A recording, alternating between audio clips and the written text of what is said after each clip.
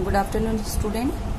कल हम लोगों ने यहाँ तक पढ़ा था कि किस तरह वो बच्चा महात्मा के चरणों में लिपट जाता है और बिलक बिलक रोते हुए बैजू ने कहा कि महाराज मेरे साथ अनर्थ हुआ है और मुझ पर ब्रज मीन्स बिजली गिरी है। क्यों कहा ऐसा? क्योंकि तानसेन ने उसके पिता को मृत्युदंड दे दिया था और ये बच्चा अबोध होने के कारण उसे तानसेन ने क्या किया? छोड़ दिया। अब आगे हम लोग पढ़ते हैं। बैजू रोते हुए बोला, महाराज तानसेन ने मुझे तबाह कर दिया। शंकरानंद ने कहा, शांति शांति।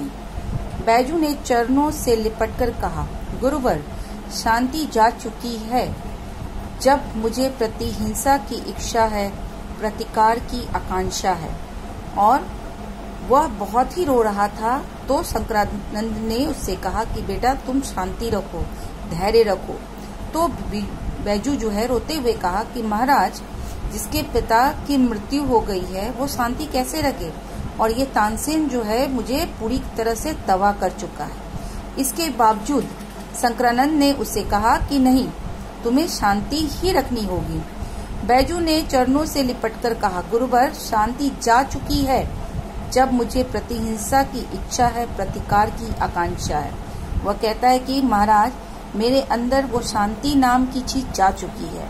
अब मेरे अंदर सिर्फ हिंसा जगी हुई है, उससे बदला लेने की इच्छा जगी हुई है, और ये जब तक मैं नहीं लूंगा ये हमारे दिलों में शांति नहीं रहेगी। शंकरानंद ने बैजू को उठाकर हृदय से लगाया और कहा, तुझे वह शस्त्र दूंगा जिससे तू अपने पिता की मृत्यु का बदला ले सके। अब उसे रोते हुए देखकर शंकरानंद ने कहा कि भाई बैजू उठो, और उसने उठा करके उसे हृदय से लगा लिया और कहा कि मैं तुम्हें वो शस्त्र दूंगा जिससे तुम अपनी पिता की मृत्यु का बदला ले सकते हो। बैजू उछल पड़ा और बोला, कहाँ है वो शस्त्र? क्या होता है जब कोई चीज अचानक से हम लोग को मिलती, जिसकी इच्छा हम लोग करते हैं तो हम लोग खुशी जाहिर करते हैं। तो वैसे ही बैजू खुशी जाहिर करते हुए रोना भूलकर उछल कर बैठ गया और कहा, कहाँ है वो शस्त्र? शंकरानंद ने कहा, उसके लिए 10 वर्ष तपस्या करनी होगी। अब हमें किसी चीज की प्राप्ति चाहिए तो उसके लिए हम लोगों को परिश्रम करना होगा। आप स्टूडेंट हैं, आपको अगर अपने जीवन के लक्ष्य को प्राप्त करना की इच्छा रखते हैं तो आपको इसके लिए बहुत दिनों तक परिश्रम करना पड़ेगा। तो शंकरानंद ने भी उसे कहा कि आपको 10 वर्ष तक आपको तपस्या करनी होगी, तभी वो शस्त्र मैं आपको दूंगा। बैजू ने कहा, मैं इस समय गुस्से से पागल हो रहा हूँ। 10 वर्ष क्या, मैं जीवन भर विपत्तियां उठाऊंगा, कष्ट सहूंगा, भक्ति करूंगा, परंतु वह शस्त्र अवश्य लूंगा जिससे प्रतिहिंसा की अग्नि शांत हो जाए।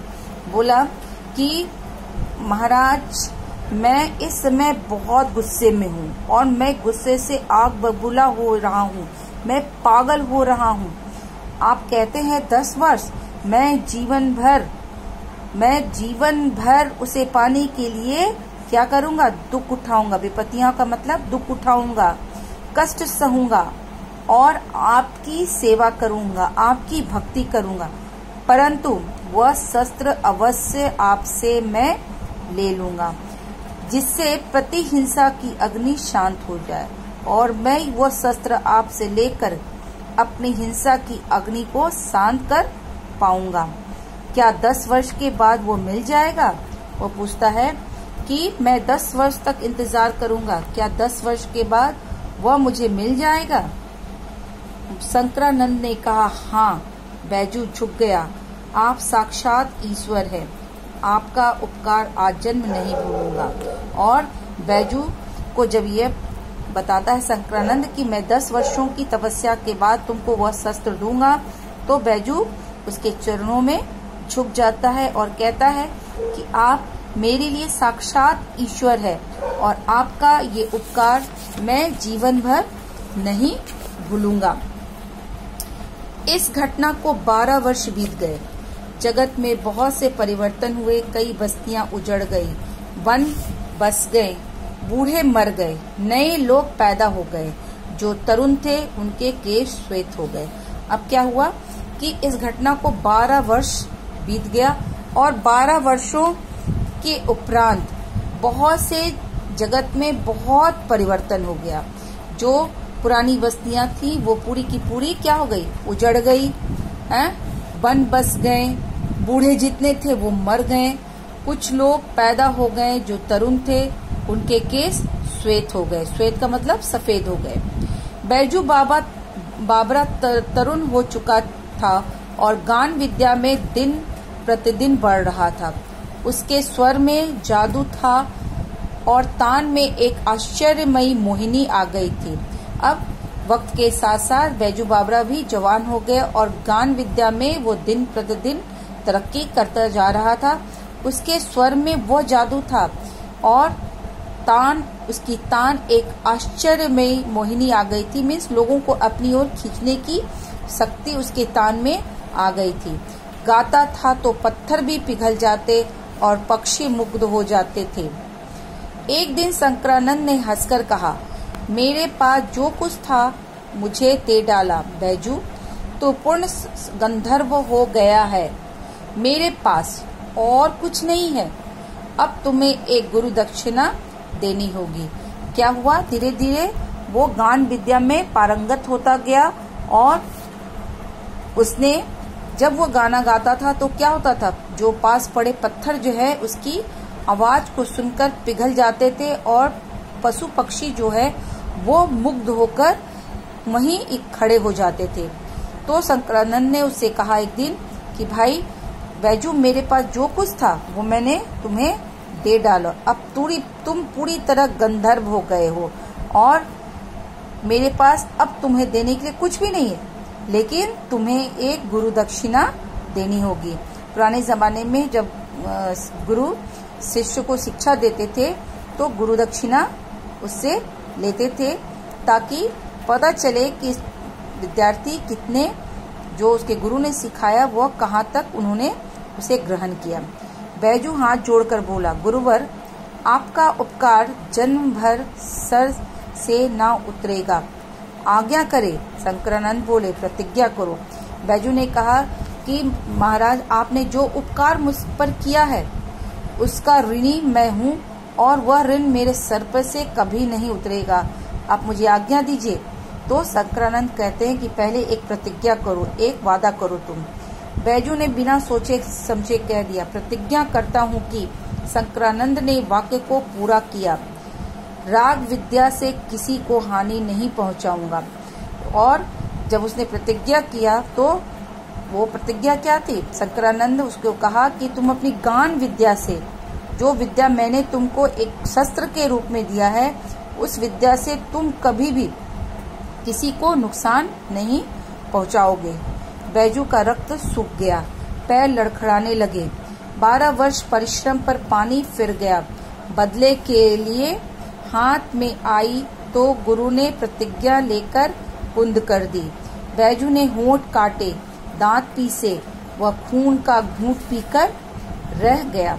अब क्या हो गया, जैसे गुरु ने ये प्रतिज्ञा ली तो बैजू के रक्त सूख गए। रक्त का मतलब खून सूख गया, पैर कांपने लगे और वह सोचने लगा कि 12 वर्ष तक मैंने इसी चीज को पाने के लिए मैंने परिश्रम किया और इन परिश्रम पर गुरु ने पानी फेर दिया।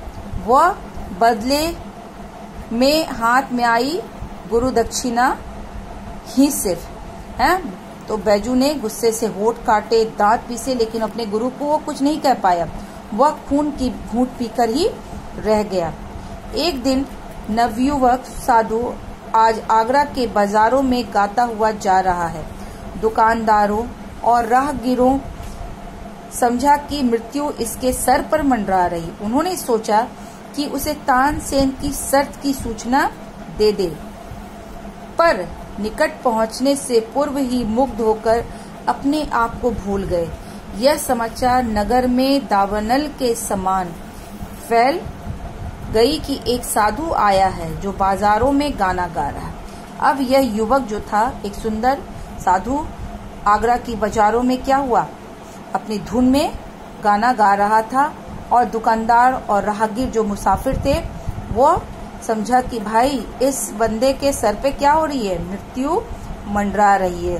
तो उसने सोचा कि चलो उसे हम तानसेन की सर्द की सूचना दे देते हैं, नहीं तो ये बंदा बेवजह का तानसेन के हाथों मृत्युदंड पाएगा।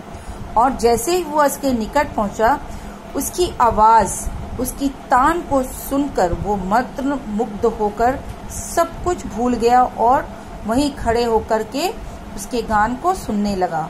और यह समाचार नगर में आग की भांति फैल गई कि आगरा के शहर में एक साधु आया है जो बाजारों में गाना गा रहा है। सिपाहियों ने हथकड़ियां संभाल ली और पकड़ने के लिए साधु की ओर गए, परंतु पास आना था कि पलट गया। साधु के मुखमंडल में तेज की रश्मियां फूट फूट कर निकल रही थी। वे आश्चर्य से उसके मुख की ओर देखने लगे, जहां सरस्वती का वास था और जहां से संगीत की ध्वनि की धारा बह रही थी। अब क्या हुआ कि सिपाहियों तक जैसे ही खबर ये पहुंचती है, वो अपनी हथकड़ियां लेकर के उसे पकड़ने के लिए आते हैं, लेकिन जैसे ही वो पास आते हैं, साधु के मुख में चेहरे को देख करके, उसके मुखमंडल में तेज उसकी रोशनी को देख करके जैसे लग रहा था कि उसके चेहरे से रोशनी फूट फूट कर बाहर आ रही थी।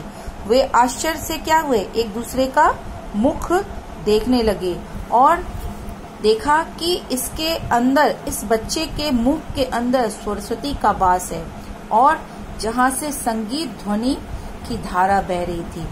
और वो जो सिपाही हैं सोचने लगे कि बाप रे, इसके गले में तो लगता है साक्षात सरस्वती आकर विराजमान हो गई है। साधु मस्त था और सुनने वाले मस्त थे। गाते गाते साधु भी धीरे धीरे चलता जा रहा था और श्रोताओं के समुदाय भी पीछे पीछे जा रहा था। मुग्ध जन समुदाय चलता गया, परंतु किसी को पता नहीं कि किधर जा रहे हैं। आप लोगों ने एक पाइपर की कहानी सुना होगा कि जब वो संगीत के धुन बजाता था तो सभी जो चूहे हैं उसके पीछे पीछे चलते जा रहे थे। ठीक उसी प्रकार ये साधु मस्त होकर गाना गा रहा था और सुनने वाले भी इनके गान को सुनकर के मदमस्त हो गए और वो धीरे धीरे उस साधु के पीछे पीछे चलने लगे। और वो जन समुदाय जो है इतना मंत्रमुग्ध हो गया था उसके गान को सुनकर कि उन्हें पता भी नहीं चल रहा था कि वे लोग कहाँ जा रहे हैं। जब एकाएक गाना बंद हो गया, जादू का असर टूट गया, तब लोगों ने देखा कि तानसेन के महल के अंदर खड़े हैं। उन्होंने दुख और पश्चाताप से हाथ मले। हाय रे, यह कहाँ आ गए। साधु अज्ञान से स्वयं मृत्यु द्वार पर आ पहुंचा है। तानसेन बाहर निकला। अपार भीड़ देखकर वह विस्मित हुआ। फिर बात समझकर, बैजू आपके साथ गान विद्या पर चर्चा करने की अभिलाषा है। और क्या हो गया कि जब उन लोगों का ध्यान टूटा, जब साधु ने गाना बंद किया तो उन लोगों का ध्यान टूटा कि वो तानसेन के दरबार में आकर खड़े हैं। और तानसेन जब बाहर निकला तो भीड़ को देखकर वो आश्चर्यचकित हो गया। और फिर बात समझकर बैजू बोला, क्या तुम्हारे सर पर आज शायद मृत्यु सवार हो रही है। नवयुवक साधु मुस्कुराया। जी हाँ, मैं आपके साथ गान विद्या पर चर्चा करने की अभिलाषा है। तानसेन उसको देखकर बोलता है, क्या तुम्हारे सर पर आज मृत्यु नाच रही है जो तुम यहाँ मेरे दरबार पे आके खड़े हो। तो वह नवयुवक साधु जो है मुस्कुराते हुए कहता है कि हाँ, मैं आज आपके साथ गान विद्या पर चर्चा करने की इच्छा रखता हूँ। तो आज के लिए बस इतना ही। अगले क्लास में फिर हम लोग इस कहानी को पूरी तरह कंप्लीट कर लेंगे। तब तक के लिए आप लोग जो भी कार्य मैं दूंगी उसे आप लोग अपनी क्लास वर्क कॉपी में जरूर से उतार लीजिएगा। धन्यवाद।